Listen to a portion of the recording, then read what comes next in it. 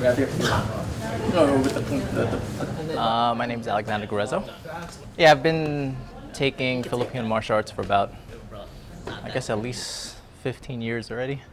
But I've been involved in martial arts for the last 30 somewhat years, since 8 years old, basically. Good, nice. Okay. Just comparing Filipino martial arts to all the arts I've taken, you learn weapons first. Most arts, weapons is the advanced thing to learn. You have to go through all your empty hand, be a black belt, and now I can show you a weapon. Filipino martial arts, the first day you walk into class, you learn to fight with either a stick or a knife or blade in your hand. So it really is, I think, the defining factor. Like, it's weapons first before it goes into the empty hands. This leg. Now, the Filipino martial arts requires a lot of time and discipline, self-discipline to pursue it, because it really is a very comprehensive martial arts system. now my weapon, the butt end of your stick, is your elbow. You're gonna come across here. Bang! It really is a beautiful martial art, in contrast and very comparable to Kung Fu or Karate. Unfortunately, our own countrymen would prefer to learn foreign martial arts like Taekwondo, Aikido, Kung Fu, or Karate. When I was in the Philippines, it was very hard to really sell our own martial art to our own kababayans, our own countrymen. In comparison, teaching the Filipinos here that grew up, the Filipino Americans, they were really looking for a sense of identity. And they really long to have that sense of Filipino identity, but they had no role models.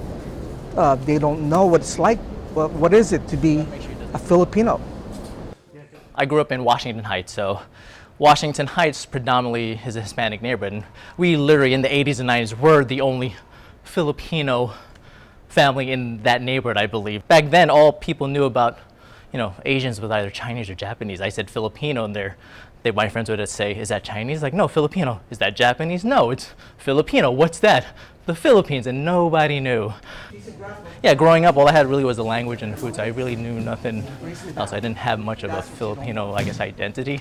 And my brother kept trying to convince me to attend class, and I was like, no, I don't need to.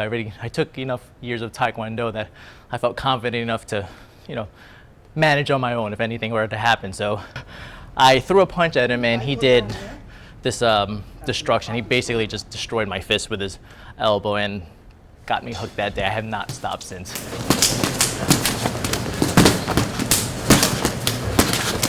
It's what made me feel Filipino again. So I finally felt connected to a point that, I went to the Philippines. I practiced with some of the grandmasters. There's my instructors. So it really is the thing that makes me feel Filipino. These students, they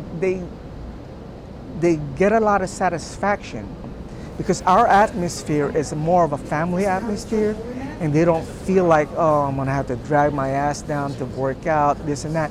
They enjoy it, even if they're very tired coming from work.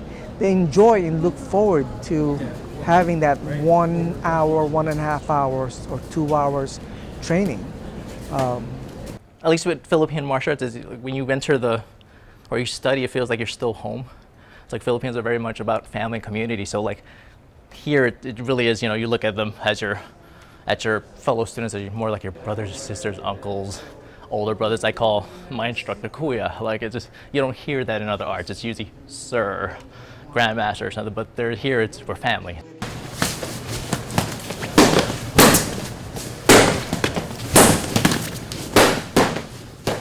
Filipino martial arts is really well-rounded. It's really effective, and it really is, ours. It's something we could really call ours. I hear that, back in the Philippines, the Eskrima Arnis or Filipino martial arts is more of the poor person's art, or something like that, or it's a backyard art. It's not like, they're more commercial, not commercialized. You're more international arts like judo or karate or anything. So.